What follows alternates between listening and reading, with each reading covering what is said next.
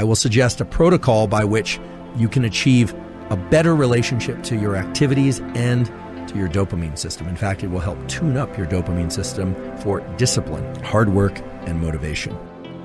Hard work is hard. Generally, most people don't like working hard. Some people do, but most people work hard in order to achieve some end goal. However, because of the way that dopamine relates to our perception of time, working hard at something for sake of a reward that comes afterward can make the hard work much more challenging and make us much less likely to lean into hard work in the future. There's a classic experiment done actually at Stanford many years ago in which children in nursery school and kindergarten drew pictures. The researchers took kids that liked to draw and they started giving them a reward for drawing. The reward generally was a gold star or something that a young child would find rewarding. Then they stopped giving them the gold star, and what they found is the children had a much lower tendency to draw on their own. No reward. Now, remember, this was an activity that prior to receiving a reward, the children intrinsically enjoyed and selected to do.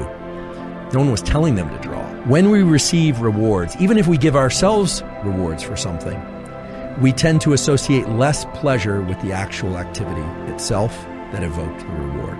Now, that might seem counterintuitive, but that's just the way that these dopaminergic circuits work. If you get a peak in dopamine from a reward, it's going to lower your baseline, and the cognitive interpretation is that you didn't really do the activity because you enjoyed the activity, you did it for the reward. Now, this doesn't mean all rewards of all kinds are bad. When we engage in an activity, let's say school or hard work of any kind or exercise, because of the reward we are going to give ourselves or receive at the end, the trophy, the sundae, the meal, whatever it happens to be, we actually are extending the time bin over which we are analyzing or perceiving that experience. And because the reward comes at the end, we start to dissociate the neural circuits for dopamine and reward that would have normally been active during the activity.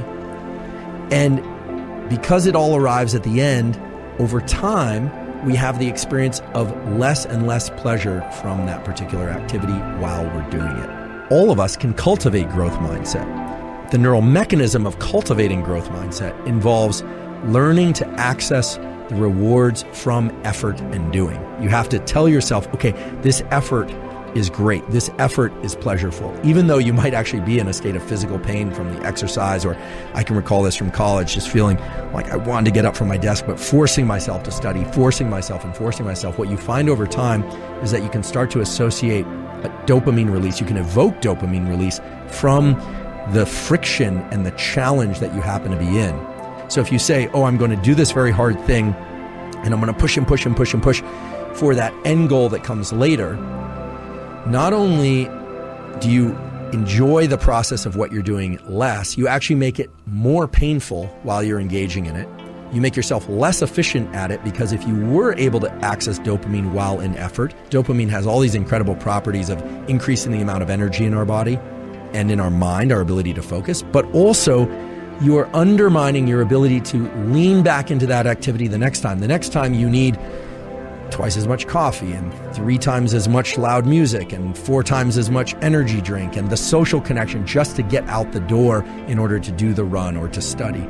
So what's more beneficial, in fact, can serve as a tremendous amplifier on all endeavors that you engage in, is to not start layering in other sources of dopamine in order to get to the starting line, not layering in other sources of dopamine in order to be able to continue, but rather to subjectively start to attach the feeling of friction and effort to an internally generated reward system. You're not just pursuing the things that are innately pleasurable, food, sex, warmth, water when you're thirsty, but the beauty of this mesolimbic reward pathway that I talked about earlier, you can tell yourself the effort part is the good part. I know it's painful. I know this doesn't feel good, but I'm focused on this. I'm going to start to access the reward. You will find the rewards meaning the dopamine release inside of effort if you repeat this over and over again. And what's beautiful about it is that it starts to become reflexive for all types of effort. In those moments of the most intense friction, you tell yourself, this is very painful, and because it's painful, it will evoke an increase in dopamine release later, meaning it will increase my baseline in dopamine.